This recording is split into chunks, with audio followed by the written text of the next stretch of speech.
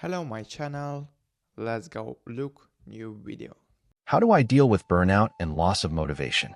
It wasn't one thing that led to the burnout. It was a slow, insidious process. At first, I didn't even realize I was slipping into it. I thought I was just having a rough couple of weeks, maybe a month. I had always been a hard worker, the type of person who prided themselves on pushing through challenges. But over time, I could feel something inside me change. The energy I once had for my job, my hobbies, and even my personal life began to drain away. I lost the drive that once made me passionate about everything I did. I remember one morning, waking up with a heavy weight on my chest. My alarm went off, and instead of leaping out of bed, I simply lay there, staring at the ceiling. I thought, maybe just one more day. I'll feel better tomorrow. But tomorrow came, and I felt the same. Exhausted, unmotivated, and trapped in a cycle I couldn't escape. I had no energy to face my work or to even care about the things that once brought me joy. The more days that passed, the more frustrated I became. I hated feeling like this. I hated the sense of being stuck and the overwhelming guilt that came with not being able to keep up with my responsibilities. Why can't I just get it together? I asked myself, why can't I push through this like I always have before? But the truth was, I wasn't just tired. I was burnt out. It wasn't just a temporary lack of motivation. It was deep-rooted exhaustion, emotional and physical, caused by months of overworking myself without taking the necessary time to rest and recharge. And what made it even worse was that I couldn't see a way out. The feeling of being overwhelmed. It started with small things, the endless emails, the never-ending list of tasks, the constant feeling that I wasn't doing enough. I began to dread waking up every morning and facing the pressure of meeting deadlines and expectations. Every email that popped up on my phone felt like a burden, and every meeting felt like a chore. It wasn't the workload itself that was overwhelming. It was the constant pressure to perform at a level that no longer felt sustainable. I would sit at my desk, staring at the screen, unable to concentrate, unable to summon the motivation to begin any of the tasks at hand. Everything felt like a mountain I couldn't climb, and I had no idea where to start. How do I even begin to fix this? I would ask myself. But no answers ever came. The weight of all the responsibilities started to feel suffocating. I was always behind, always catching up. There was no room to breathe. The hardest part was that I didn't even want to try anymore. The drive I once had seemed to evaporate, replaced with a sense of numbness and detachment. I started avoiding people. I didn't want to answer calls or respond to messages. I was hiding from everything because it all felt too much. I couldn't shake the feeling that I was failing, at work, in my personal life, in everything. But I kept pushing through because that's what I'd always done. It wasn't until I had a breakdown, one of those moments where everything came crashing down, that I realized I needed to face the reality of what was happening. I couldn't just keep pretending everything was okay. I couldn't keep running on empty. Recognizing burnout. Burnout, I realized, isn't just about being tired. It's about being emotionally and mentally drained to the point where you don't have anything left to give. It's feeling disconnected from everything you once cared about. It's a slow erosion of your energy and enthusiasm, leaving only exhaustion and apathy in its wake. I had been too focused on trying to keep up with everything that I failed to see the warning signs. There were so many things I had ignored: my declining mental health, my increasing irritability, the strain on my relationships, and the constant sense of dread I felt every morning.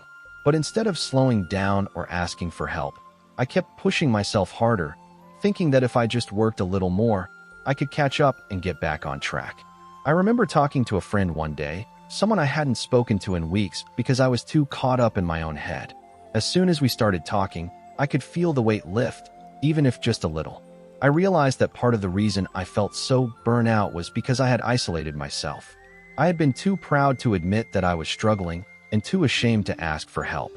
But talking to someone helped me see that I wasn't alone in this, and that there were ways to address the burnout, even if I couldn't solve it all at once.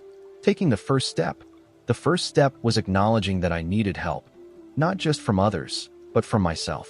I had to admit that I couldn't do it all alone. That wasn't easy.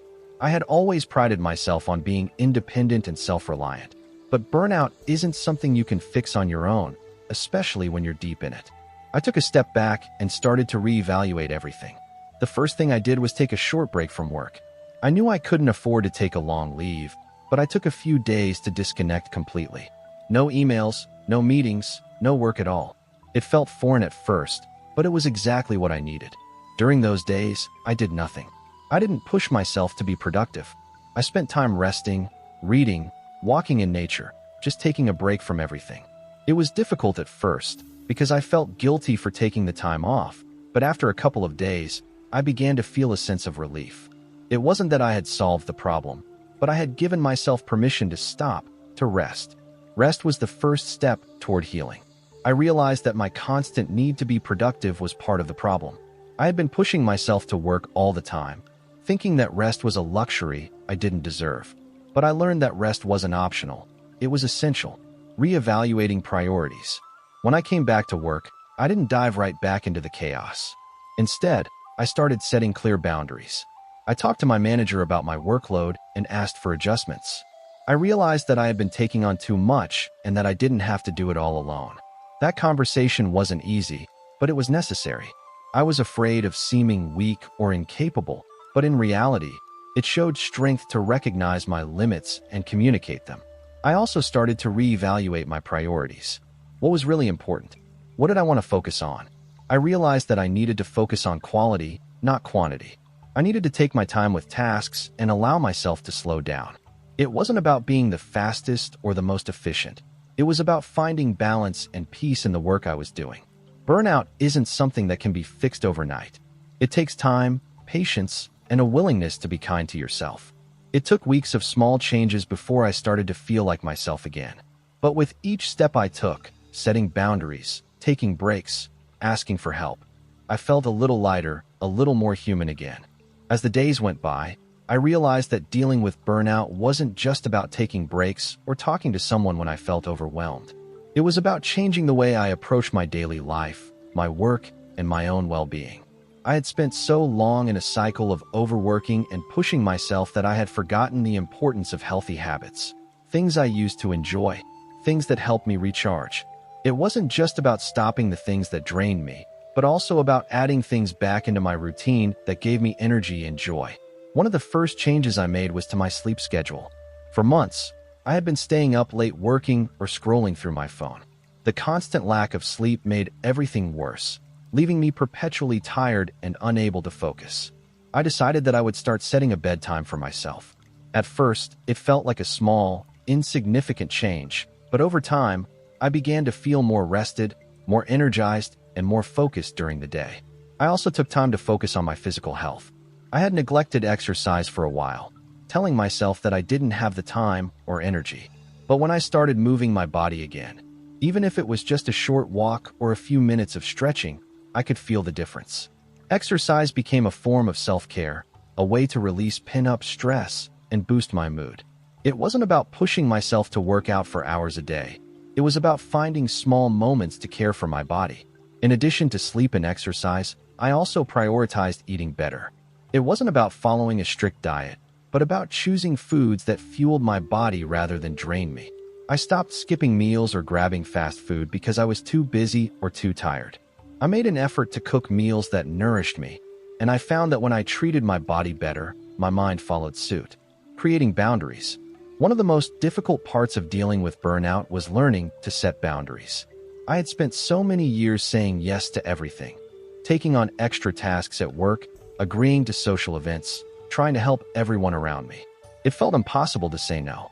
I feared disappointing people or letting them down. But over time, I realized that constantly saying yes was draining me. Setting boundaries didn't mean I stopped caring about others or my work.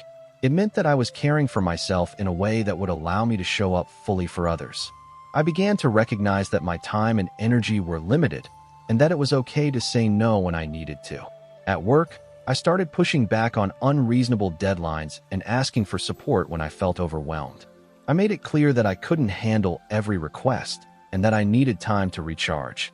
I also limited the number of projects I took on at once, recognizing that quality work was more important than quantity. It wasn't easy at first. There were moments when I felt guilty, moments when I worried that I wasn't doing enough. But I began to realize that I couldn't be effective if I didn't first take care of myself. In my personal life, I also learned to set boundaries with friends and family. I communicated when I needed alone time or when I was too exhausted to take on social commitments. It was hard at first because I didn't want to disappoint anyone, but I slowly learned that people respected my boundaries when I communicated them clearly. And by setting those boundaries, I was able to preserve my energy for the things and people that truly mattered. Finding meaning again. As I started to rebuild my sense of self, I realized that I had lost touch with the things that once brought me joy and fulfillment. I had been so focused on external expectations, meeting deadlines, fulfilling obligations, that I had forgotten to make time for what mattered to me on a deeper level. I took a step back and asked myself, what do I truly care about? It wasn't easy to answer at first, because I had spent so much time in survival mode that I had neglected my own passions and desires. But little by little, I began to rediscover things that lit me up. Writing, for example, had always been a source of joy for me. I used to write stories, blog posts, and journal entries as a way to express myself. But somewhere along the way, I had stopped. I began writing again, not for an audience or a paycheck, but for myself. It was a way to process my thoughts, to work through the emotions I had been suppressing. Writing helped me connect with myself in a way that nothing else did. It wasn't about being perfect, it was about being honest. Beyond writing, I also returned to other hobbies that brought me joy: painting, hiking, cooking. I made time for these activities, even if it was just for a few minutes each day. Slowly, I began to feel more connected to myself and less consumed by the pressures of work and the expectations of others. Seeking support and therapy. Although I had made a lot of progress on my own, I realized that burnout wasn't something I could handle entirely on my own. I had been internalizing everything for so long, and it was taking a toll on my mental health. It became clear that I needed support. I reached out to a therapist, a step I had been hesitant to take for a long time. I thought that I should be able to handle things on my own, but the truth was, I needed someone to help me navigate my emotions and give me the tools to deal with the overwhelming stress and burnout I was experiencing. Therapy was an eye-opening experience. It wasn't just about talking about my problems. It was about understanding why I was feeling the way I was and learning how to manage those feelings in a healthy way. My therapist helped me uncover some deep-seated beliefs about perfectionism and workaholism that had contributed to my burnout. She also gave me strategies for managing stress and staying grounded in the present moment. One of the most helpful things I learned in therapy was how to practice mindfulness. I had always been someone who was constantly thinking about the future, worrying about what was coming next, but mindfulness taught me to stay in the present. I learned how to focus on my breath, how to notice my thoughts without judgment, and how to create space between myself and my stressors. Mindfulness became a powerful tool in managing the overwhelming feelings of burnout. Rediscovering motivation. With time, I began to feel like myself again. I wasn't rushing through life, trying to keep up with everything and everyone. I had learned to pace myself, to give myself the rest and care I needed. The motivation that had once felt completely out of reach started to return, slowly but surely. But it wasn't the same motivation that had driven me before. This time, it was grounded in self-compassion, in understanding my limits, and in recognizing that taking care of myself wasn't a luxury. It was essential. Motivation, I learned, wasn't something that could be forced. It was something that came from within, when I felt supported, rested, and connected to what truly mattered. Dealing with burnout isn't a one-time fix. It's an ongoing process of learning how to care for yourself and manage the demands of life in a way that feels sustainable. But by taking small steps, resting, setting boundaries, seeking support, and rediscovering what brings me joy, I slowly found my way back. And I've learned that it's okay to struggle. It's okay to not have everything figured out. What matters is taking one step at a time and being kind to yourself along the way.